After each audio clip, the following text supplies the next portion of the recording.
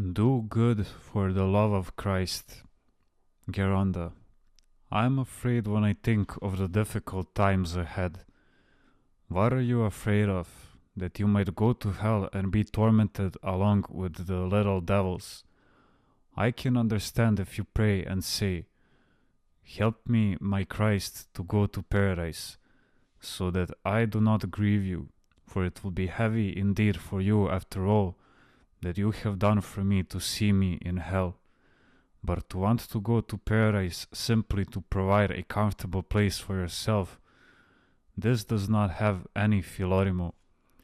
I am not saying this so that we allow our life to be wasted with mischief which will lead us to hell, but to emphasize how sometimes we tend to make a certain self-centered effort to do some good simply for the sake of not losing paradise.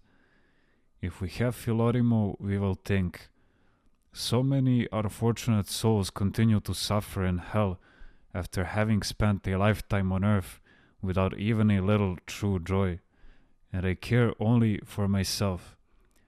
I am honestly telling you, I am not concerned with where I am going.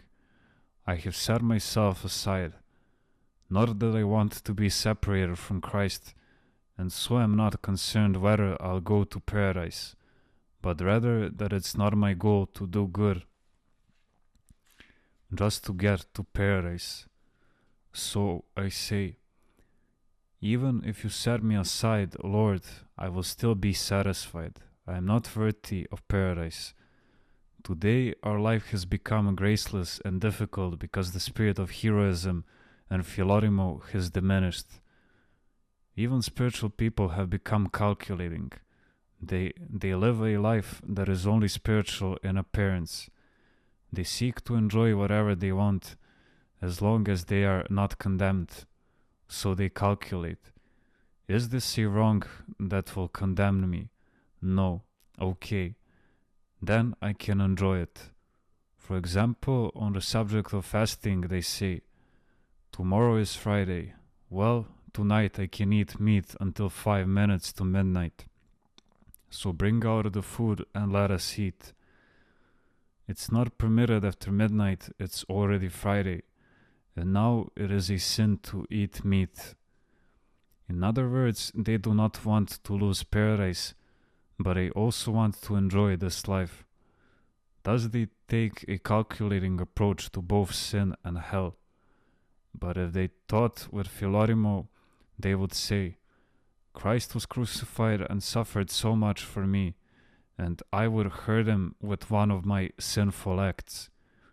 I don't want to go to hell, for no other reason than not to grieve Christ, who would see me in hell and grieve.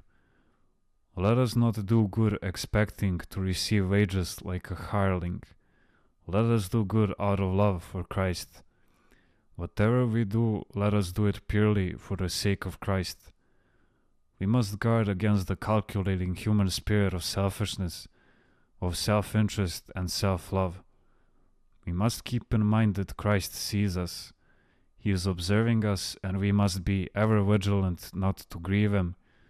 Otherwise our faith and our love become worn out and frayed. If we should examine what it is we do in our spiritual life, asceticism, fasting, vigils, and so on, we realize that they all help us to be in a good physical state.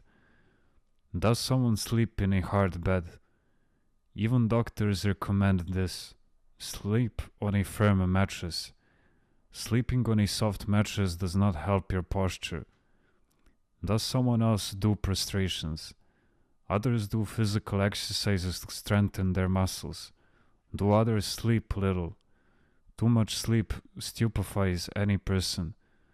Don't people say, this person is asleep, the others awake?